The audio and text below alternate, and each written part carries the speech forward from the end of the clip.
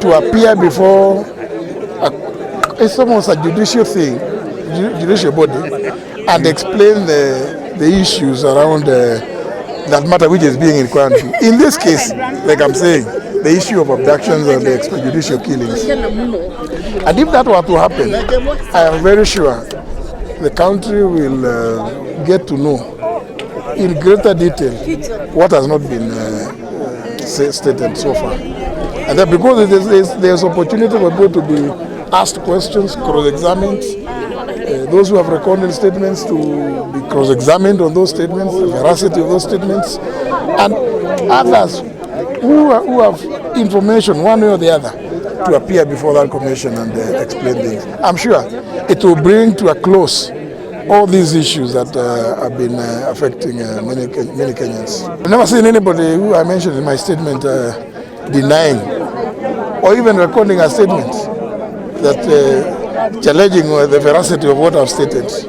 And that's why I think a commission of inquiry would be the best thing, because then we'll be able to test who is telling the truth and who is not. Yeah, involved in those things usually. And unfortunately for me, and I'm not beginning, I don't just follow the president. Even when Uhuru was president, it was never my practice or habit to follow him wherever he went, because as a president, he has a schedule of work. I also have a schedule of work when I was a speaker and even now. So unless it's something that touches the ministry that I'm in, I have no business trooping around to follow the president. No. I think on that one, I've always said I don't want to make any comment. I want Kenyans to make what they may, make their own inferences. Is it good for the country? It's said to bring unity. If that is so, Kenyans are at liberty to make judgments. I think it's not me. It's not for me to make a judgment on that. Let Kenyans decide what. Let Kenyans speak. We have already started saying what they have been saying. I read some people are expressing opinions, varying from one position to another, which is okay. It's very healthy. People are at liberty to make to hold whatever views they may. Culture is given a very important space early in the Constitution, in Article 11. And it is clearly stated that culture is the foundation of it helps in bringing people together. Yeah. So the fact that you have a different culture from another person does not make for enmity. It is to appreciate the cultures of all that makes that strong. Great moment to help also grow and maintain the culture of the Agikuyu. It's a very, very important occasion. I really salute the elders who came together with this idea. Let's not mix it with this. This was a cultural event, but people are at liberty to unite, come together. It is good for the country. Yeah. The purpose of our ZS unity is to maintain our culture, our cultural heritage, and to also bequeath our children what it is the practice is, as we also talk about the unity of the community and finding our place within the greater nation called Kenya. So it's very important because unity or the purpose of togetherness starts at home. You organize your house, then you organize the village, then you organize in the larger proportions the next subsequent areas. So this is organizing ourselves around the community so that we can also be able to connect with the other communities when we are talking from the same platform. We have no demands with the president because he has decided to do what he wants to do. And it's very unfortunate. All I want to remind him is that we are taxpayers and that he should know that development is not taken where somebody has support. So he should equally develop our region. And I cite, for example, the stalled Uhuru Kenyatta government projects like the Mau Mau roads and the rest of the projects that have not been completed ever since then. In fact, the contractors have left site. So what I'm saying in short is that before he even starts to come to say what he will do, let him finish what Uhuru Muigai Kenyatta started.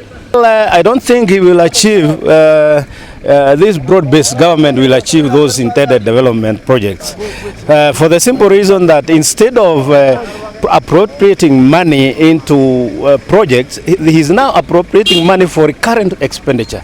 Look at renovations to State House at 2.7 billion, another 1.3 billion I think has been spent. When we don't have medicine in hospitals, when we do not have a capitation for schools, I don't know where the priorities for this government is, and the president for that matter. So what I know is that he is rewarding his cronies. He has picked people from the other side of Kenya Kwanza, and he has decided the only thing he can do from now, I don't know until when, is to reward them by way of giving them jobs. Have you seen their new PSs who have been appointed, when he himself said the austerity measures that he was going to put in place to ensure that the government expenditure is reduced? So I don't know. He says this, he does exactly the opposite. So when I say we, it's leaders, including the wazés who we have just discussed now, have put ourselves to task to ensure that the youth are spoken to, so that they can see where to support, especially when there is development. And when there are nonsensical engagements like being hired to go and disrupt peace or congregations, they will say no. But if they are given money, yes, take the money. On the day that you are going to do the job, just say, no, sorry, I can't do it. Such meetings, especially so because Rigathi Gachagua was there. But it doesn't matter how many times they are going to disrupt. We are going to remain resolved, and we are going to remain very strong. We are not going to let go. Same thing happened in Kiamba. I was going for that barrier, and Rigathi Gachagua was going. Then before we even reached the church, there were youth with huge rungus and stones. And just to test, to find out whether it is us that were really looking for anybody else, we changed course and we went to pass through another route, and they came to that side of the and then finally, when Rigathi Gachagua did not show up because we told him not to come, they just disappeared with their rungus. So sorry, we will use all tactics, but at one time we shall also say that we are not going to allow those hooligans. Years have been very challenging. The government has had a lot of challenges, including the high value of the dollar and high unemployment. But we are hoping that the strategies that the president and the government has put will start bearing fruit. That is our prayer, because we don't have any other government. This is our government, and we have to protect it, and we have to pray for it. The president is welcome because we voted for him with a lot of love, and we voted for him overwhelmingly. So the president is welcome to Mount Kenya, first and foremost to deliver on the promises that he made to Mount Kenya people. And we pray that the president delivers on these promises, because we gave him over 4 million votes, and we need the promises that were promised to us to be fulfilled.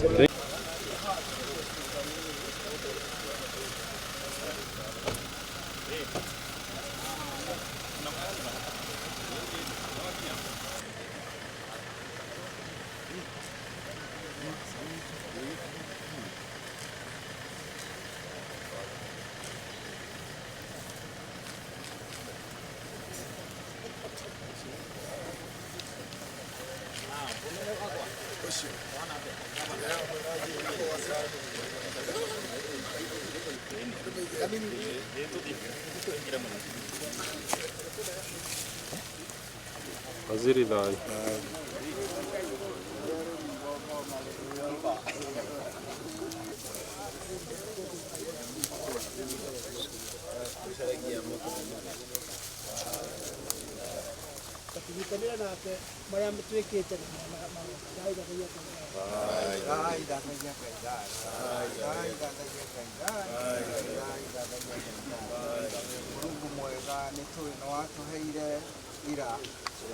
Kuria watu ndio ati tungikahuthira ira riu tugatheria mundu Mungu na ni twamamukira thiini wa igongona riu thai ira riria tukumahutia mathere maundu maria mothe tukwaria haha makorwo nĩngũgĩra ira nĩ rĩa gũtheria gũtheragia maũndũ mothe na ũcio ũramũtheria etagwo Mũthamaki Njong'o wa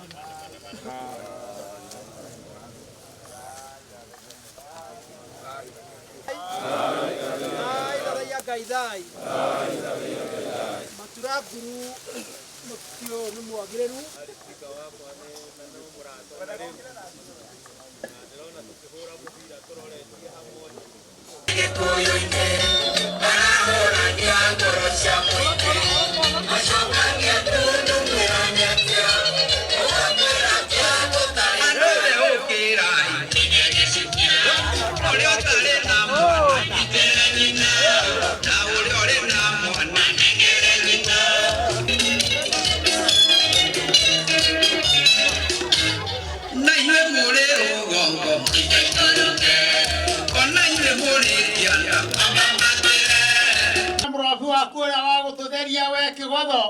na nĩguo wamũkĩre mahoya maitũ. Ai thathaia Gaithai.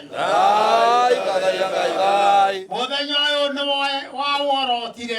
Ũrĩa baba witũ wonire nĩwe wagĩrĩire ũtiragĩra rũrĩrĩ o hamwe na kĩama kĩa national gĩtongoria nĩ Gaithai.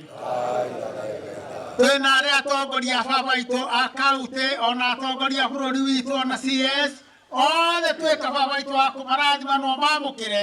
Ndakena mũno na ngwete kaũndũ kamwe ti ciama kwerirwo mwago ũkaima gĩthũngũri Rĩu tũrori gĩũkĩra thai na gaitũ thai.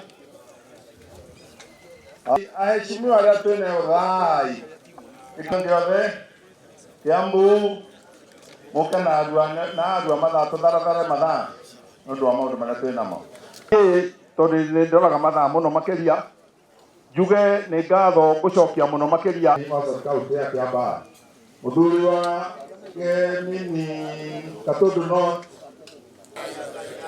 Gaithai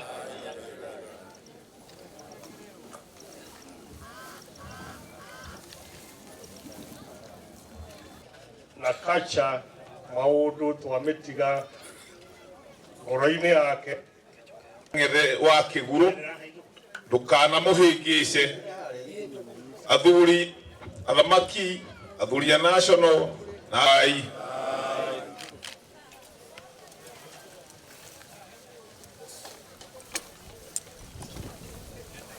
sub county ya Gĩthũngũri kuria ũrathi warathĩtwo nĩ mũgũ wa kĩbirũ atĩ rĩrĩa nyoka na rĩu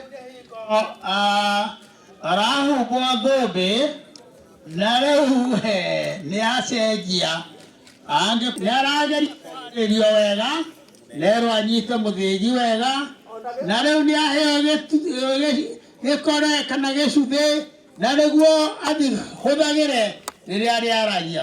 Thathaia Gaithai. Rĩu nĩ wona ũrĩa aragia. Nĩngũgĩra ira ciana ikona gĩa kwĩyaka ng'ombe mũruno pale ndani mheshimiwa. Haya MC. Kamera, he kamera.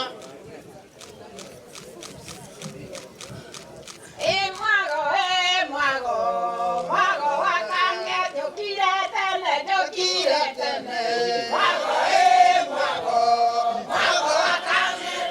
Mimi ningetaka kusema mwito wangu ni kuomba watu wetu wa Kikuyu tuungane na kabila zingine ili tuweze kuendesha Kenya na tuwe kitu kimoja. Ningewaomba watu wetu wa Mt.Kenya tukubalie rais na serikali wakuje ndio wafanye maendeleo yale watu walituambia wakati wa campaign.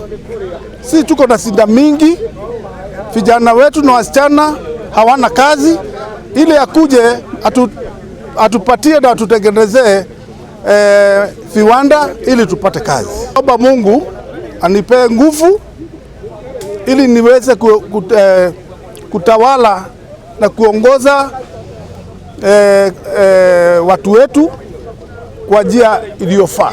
Nimeshukuru wote ambao wamehudhuria hafla ya leo na Mungu awabariki. Asanteni sana.